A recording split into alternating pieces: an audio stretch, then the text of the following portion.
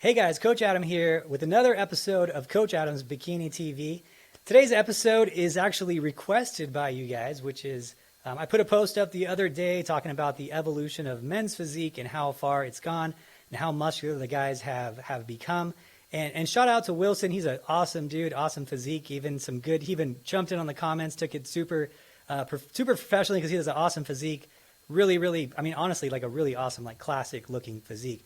And the point of it was, the guys are getting really big in men's physique, and a lot bigger than they were a few years ago. Real class act dude. I hope he has a great career. Actually, with how he looks, I know for sure he's gonna have a great career. So hats off to you on that. But I had a lot of requests for the bikini division. Like, well, what about bikini? How far has it evolved in bikini? Well, I thought, you know what? Let's revisit some past winners of recent shows, of also the same shows maybe a few years back in bikini, so we can compare them. And let's give it a shot. So first off, we have our winner here of North Americans, our overall winner. Now, very muscular girl. We're going to compare to the 2017, 2018 winners and see how much has bikini actually evolved. Is it changing rapidly, or is it just the girls that they've picked as of recent? What's going on with it, right? So a couple of things to really look at when we talk about the bikini division. As I went in my last video, we talked about the bikini division and what the requirements are. We talked about, some rounding to the shoulders, but not any shoulder caps or striations. So you could see here, when we look at her shoulders, really capped off delts. They're not huge delts, but they are capped off. No one's going to argue with that and say that that's not a shoulder cap there. You are seeing some striations in her shoulder lines, that's for sure. You're seeing striations even in this quad here. If you look closely at it, that's actually some quad separation on those actual quads. You could see the full detail there. Now, we're not talking feathering of the quads or anything like bodybuilding, like feathering of type of detail, but it is leaner than what is typically described as bikini. Now, when you look at the back, really round, full hamstrings. I actually really like her hamstrings. They're not striated or too detailed, but they are very full, very round hamstrings. You can see a tiny bit of separation here, but it's not anything that's crazy. That would be, even when you get in front of these tougher judges, like for example, Sandy, she says as soon as she sees like those striations, she really docks people for it. Even in front of her, that would probably not be too much in the hamstring in terms of the separation in those hamstrings. Now, when you look at the detail of the tie-in, it is a full tie-in. We talked about the last episode where we talked about the difference between a full tie-in and a signs of a tie-in. Signs of a tie-in, kind of what it used to be. Full tie-in is what they're going with now, which is interesting because when wellness came out, one of the things that we were talking about with bikini, like, well, now that we have wellness, we're not going to be striving for as much in the tie-in as we did in bikini, right? And as soon as wellness hit and you started seeing those full tie-ins, it looks like it went the other way, where I think judges started seeing the tie-ins, full tie-ins with wellness, and then started kind of leaning towards that direction in bikini. And now we're gotten here where there's full tie-ins are kind of a requirement really to be a top level competitor. So let's go ahead and take a look at the years comparison wise. All right, so now we're going to look at the overall comparison from 2022 this year to 2018, and you can see there's a pretty big difference in the overall physiques. So let's go ahead and go right into it. So the first thing that you're going to notice, now honestly, if you're looking at the conditioning between the two, it is not a dramatic difference. There is a difference. They are tighter now than they were in at least in this picture from 2018 to 2022. A little bit tighter. But the thing is, and they say this in bodybuilding a lot too, and you hear the old school guys telling the new school guys that they're not as lean as they need to be, and the new school guys are telling the old school guys, well, you're not as big as we are, right?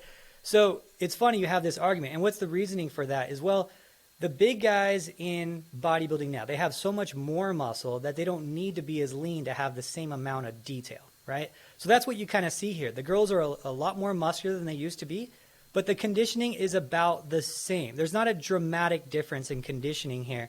I would say maybe 1%. I'd be stretching it if I said 2% leaner in body fat, but probably 1% or so leaner in body fat. The difference is that they're a lot more developed, so they look a lot leaner. So you look a lot leaner. And that's the problem too. If you're a small bikini competitor, if you're very petite and you have to get your tie-ins to look like this, to have these full crazy tie-ins where they're all the way in, you're going to look a little stringy because you just have to get so lean and you don't have the size. So now you have to have the size and you have to be lean enough and full enough. and then you're going to have the tie-ins the way they want them, right? So even if you looked at her, which she looks amazing in 2018, and you look at her tie-ins, if she were to get as lean as she would need to get to have this type of tie-in, to have that type of detail, she would look too small. She would probably look, maybe even 8 pounds lighter to get the same look. But the muscle popping through is the reason that you're seeing that big difference. So definitely a lot more muscle. That's the biggest difference between the two. When you look at the overall shoulders, there's a lot more density to the shoulders. There's a lot more detail to the shoulders. There's striations in these shoulders. There's probably just hints of striations in those shoulders. When you look at the core, that's when you see just a little bit of conditioning difference.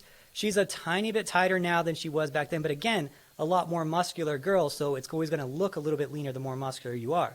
Now, the big difference is when we get to the legs. Okay? The legs are a very big difference. The density in the quads here versus the density in the quads here is a pretty night and day difference on the two girls. When we look at the backside, the development of the hamstrings, the roundness of the hamstrings and the detail, a lot more now than it was then. And with the glutes, a complete different, right? The glutes are significantly more developed now than they were a few years ago. And now we're talking 4 years ago in terms of development. Now, I always give the argument, is this still bikini, or are we now basically, has bikini became what figure used to be? Well, if you look back at pictures of Erin Stern when she was doing figure, she actually wasn't even as lean as bikini girls are now. You actually look at girls now, though their shoulders are a little smaller than Erin Stern's was when she won the Figure Olympia, their detail is a lot greater. Okay, so they're actually leaner than 10 years ago. So yeah, the sport is evolving. Bikini is going in the direction of a little bit more muscle. Let's go ahead and look back at previous winners and also winners of this year as well, which is kind of fun to look back at. So let's go right to this year. USA's Miss 2022 Miss USA and Danny Phelps, 2017 Miss USA.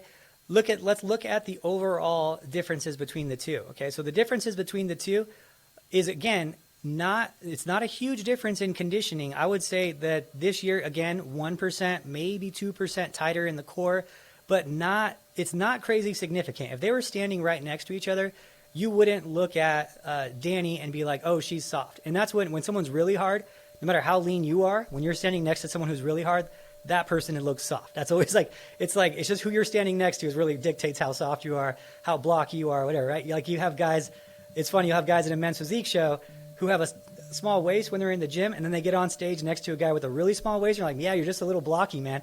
That's just how it goes. But you wouldn't see her and be like, oh, she's really soft comparatively, right? But again, the development is significantly different. When you look at the arm development, you look at the shoulder development, you look at the detail up top on those shoulders. So let's look here at the detail on the shoulders of Miss USA now. Let's look at the overall shoulder cap of Miss USA now versus Miss USA then. Now, Danny's been able to keep up with the growing demands of bikini and is a lot more muscular now than she was then, is actually qualified for the Olympia this year too.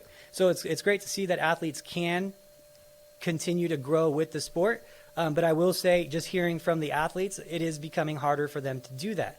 After the last post I put out about that, it was crazy. I didn't expect to get so many emails and DMs. With that first day I posted just something casual about, bikinis evolving. I had 77 DMs that day alone just from that, and about half of them were pros, like well-named pros, which of course I would never tell you who they are. But a lot of people were like, yeah, it's just really hard for me now. A lot of these girls are even saying, I don't really want to get any bigger. I love the feminine lines. That's why I got into bikini, and it's growing so much that I'm afraid it's going to get past that point. So just some arguments that you might want to hear, especially if you're the brass that runs this stuff and the judges that are running this stuff, just as some feedback that some of the girls are hearing. Talk to them, see what they think about it, and how much farther is it going to evolve is the real question, right? But evolution, it's definitely happening. So let's look at the back pose. And this, again, is where you'll see a significant difference. Now, when you look at the back pose, actually, Danny has really great glutes here. In 2017, I remember when she won, this was even topic back then. We were saying, man, she's really developed in the glutes. Her tie-ins are really developed, right? And that was what we were saying even back then. So it's funny. It's always kind of a talk. This time it's becoming, I think, a little bit more of a talk because it's so much more obvious with the girls that are winning these shows. Because a lot of these girls are like, man, they're so much more muscular than me. So it's becoming even more of a talk. But the main areas that you're going to see the differences is going to be the overall shoulder width of this year's winner, Savannah, versus Danny. You'll see that's the density in those shoulders, and you look at the detail in those rear delts. I mean, I know we're not supposed to have striations, but those definitely look like striations to me, and looks like a lot of them at that. But hey, you got to do what you got to do to win a show. And that's the thing. When sometimes when I post these things about, is this girl strider, this girl really big, whatever. If I'm that girl, I'm doing exactly what I did to win the first time. And if you're getting rewarded with being big, being muscular, and maybe I'll say something about your quads, whatever. One, you're a pro athlete. People are going to talk about you, so deal with it. Two, it's keep doing it because it's working. You're not too big if you're winning. You're not too lean if you're winning, right? So that's the thing. It's funny. I had a show in 2017, I think it was, where we won the bikini division at the pro level, and everyone's like, she's too lean, she's too lean. And I'm like, hey, if she won, she's not too lean. She won with the perfect score. She's not too lean. You might think that, but I'm going to go based on what the judges are rewarding. Simple, plain as that. So anyway, as far as the bikini division and the criteria goes, yes, this is not exactly what the criteria says because there's a lot of detail. There's shoulder rounding, there's shoulder capping, there's striations in the shoulder, which we're not supposed to have. And the muscularity and density is a lot bigger than it was prior, right? But as far as when you look at the glutes, both have really, really good glutes, both have round glutes, both have pretty developed legs. The tie-ins are, yes, a little bit better, a little bit more dense now in 2022. But if you look at Danny's tie-ins now, they're actually just as much as Savannah's now, if not more, at this stage. So she's evolved with the division, but the question really becomes, okay, is the division evolving so fast that people are just getting left behind, right? And that's the real question. So at what point does it make sense to say, okay, this is either now it's a new division and we're going to introduce bikini beach or bikini trained versus bikini, that type of thing, which they have overseas, which I think honestly is a great solution to all the girls who look like 2017 bikini. Because let's face it, looking like 2017 bikini is still super hard. It's still really hard. To get to 2022 bikini is probably another 2 years of lifting. For most people, unless your genetics are really, really good, it's another couple years. So that's the reason I bring these things up. Because one, it's in my inbox like crazy right now. Wasn't intended to be, but it's just fun to talk about this stuff. I'm a fan of the sport before I'm a coach in the sport, to be honest. And, I love hearing from the athletes. And I also want to be there for the athletes too. A lot of athletes are looking at how much muscle there is and are like, well, maybe I'll go to other organizations like natural organizations like you have Muscle Mania or WNBF or OCBs. And they're saying maybe I'll go there. But the prestigiousness and the real deal of the NPC, no one wants to leave. I'm the same way too. I love the NPC, love the Olympia. So these are topics that are coming up now because it's getting so muscular that girls don't want to wait 3 years to get on stage. They don't want to wait, some of them 5 years to get on stage to get a physique like this. Some of them will never get it in their life because it's just so much dedication and training to get to this stage. So let's go back to 2017 now. Let's look at the teen collegiate masters bikini overall. And here you see probably the biggest difference out of all of them so far. This one is pretty significant. So the density is dramatically changed here. The conditioning is changed. The shoulders don't look like they'd be in the same division. If you looked at them together, you would think they're in different divisions. When you look at the conditioning of the glutes, so let's look at the conditioning of the glutes here. You could just see a totally different physique from both of the conditioning of the glutes. One of the key areas to look at conditioning of the glutes is this bottom area by the suit. And that's, basically like the last bit of fat to leave generally on a woman is going to be that area there. And then right here, this lower part of the tie-in, right where the tie-in kind of will fully connect or not, those are going to be some key areas to look for in terms of conditioning from athlete to athlete. And that's one of the reasons that they'll have you walk and do the back pose is because when you're walking and doing the back pose, you can really see where the conditioning levels are. You can't hide that area. When you're posing, you can hide that area by pushing a little harder, maybe to leaning just a hair forward when you're not supposed to, and kind of hide that area. But when you're walking, there's no hiding it, and that's one of the reasons that they do it. So pretty big difference between 2022 and 2017. You would think these two are in two totally different divisions. Now, again, we go to this year versus 2017 at USA Bikini Overalls. I honestly think that this is the closest one out of all of them. And I actually remember the 2017 winner. Again, it was like another Danny Phelps thing. And we were like, man, they're pretty muscular girl, like pretty shoulder cappy for bikini, right? I think the difference now is that you're seeing pretty much every winner being shoulder cappy with a little bit more fullness and thickness up top. even more arm development than back then. But in the lower body, this one is pretty close, pretty close. Again, conditioning wise, maybe 1% different. It's pretty close here. It could even be like a camera thing at this stage. It could be different lights. It could be higher quality camera, obviously, in 2022 than was in 2017. But the conditioning is pretty close. The shape is just a little bit more dense up top in 2022. The arms and shoulders are the noticeable difference here. The conditioning of the glutes is about the same in both. This one, I really like this bikini for current. I think that this is a great current look for bikini because it's still bikini. It's not crazy shredded.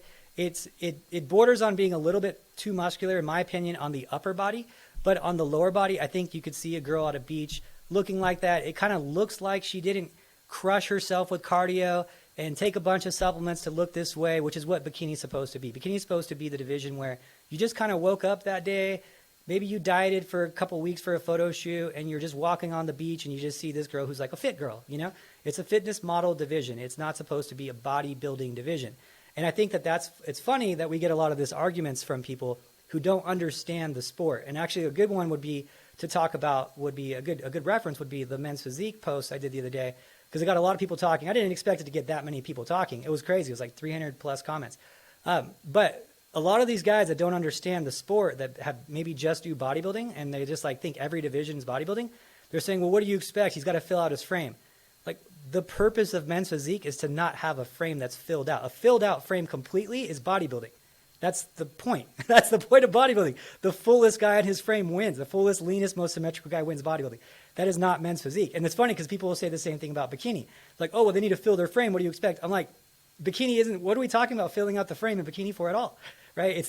That is not the division. It is a fitness model division. Like, filling out the frame entirely is not the goal of that division, right? So the argument for that, it just shows you people don't even understand it. All they do is think about it from a bodybuilding perspective. But remember, men's physique and bikini are the fitness model divisions of the bodybuilding sport. It is not bodybuilding sport of men's physique. It is different, okay? It is the fitness model division within bodybuilding, right? So something just to think about when you guys are assessing, like, oh yeah, of course we're getting more muscular. Everything evolves. Well, yeah, everything evolves, but it's not everything is evolving. Everything doesn't evolve that fast. You know, when we talk about, sports evolve, that's usually the argument. Like, well, sports evolve, people run faster, this, that.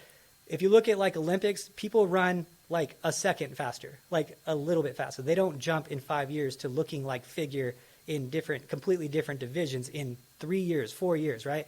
It's evolving, and that's the argument, is that it's evolving very fast, and it's leaving a lot of people having to catch up, when that's where the argument's becoming in. That's why it's such a hot topic right now.